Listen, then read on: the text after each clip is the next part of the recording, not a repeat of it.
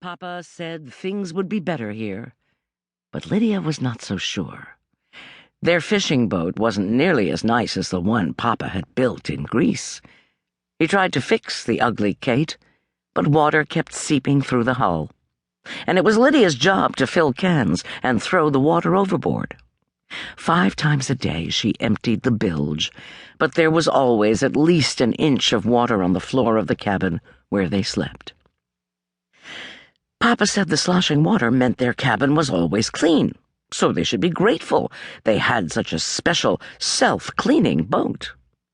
It was all part of his plan, he had laughed. Lydia didn't care if they lived on a lousy boat. For the past 3 years, the only thing she had asked for every Christmas was to go to school.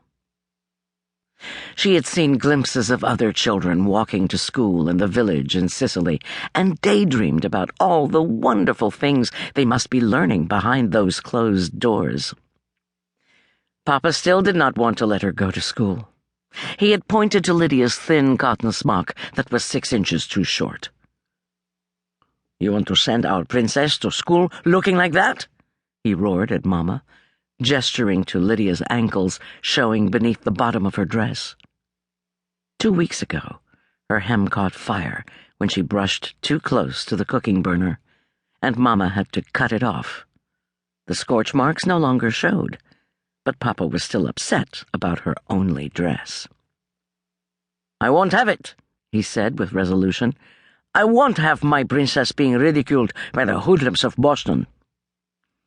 His face crumpled up, and Lydia thought he might be about to cry. She scampered across the deck and threw her arms around his waist. "Don't be sad, Papa. I'll learn English right away, and then I'll be able to teach you and Mama and baby Michael, too. We'll all be able to speak it." Papa, whose calloused fingers stroked the hair from her forehead, cradled her as he rocked her from side to side. "My poor little water sprite. You don't know how cruel children can be." "I don't care if they make fun of me," she said.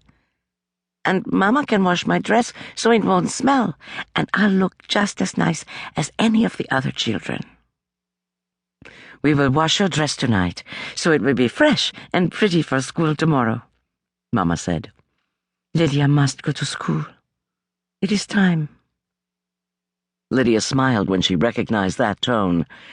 Papa usually got his way, but when Mama's voice grew firm like that, he always obeyed. It rained overnight. When fat raindrops began spattering on the top of the cabin, she raced above board to yank the dress off the rigging. She fell flat on her face when she tripped over the crab traps that slid to the middle of the deck. And by the time she pulled the dress from the rigging, it was soaked. It was still damp as she walked to the schoolhouse the next morning. Lydia sat in the hall while her father talked to a lady in an office near the front of the school.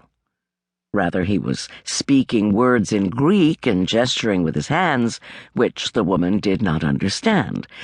When Papa turned around and pointed to Lydia sitting on a bench in the hallway, comprehension dawned on the woman's face. Lydia slid off the bench as the frazzled lady came to stand in front of her. The lady spoke very quickly to Lydia, then waited as if she expected Lydia to say something. The lady seemed very stern as she scrutinized Lydia's dress, especially when she reached out to feel the still wet cloth. Now the lady was muttering beneath her breath and glaring at Papa, even though it had been Lydia's idea to wash the dress. Lydia stared at the lady's mouth as she said the same phrases over and over and then waited, as if she expected Lydia to respond. Lydia knew only one word in English, and perhaps this was the right time to say it. She looked straight into the lady's eyes, smiled, and said, "Okay." That seemed to satisfy the lady, who turned and gestured to Lydia to follow. Lydia knew she had been accepted into the school and felt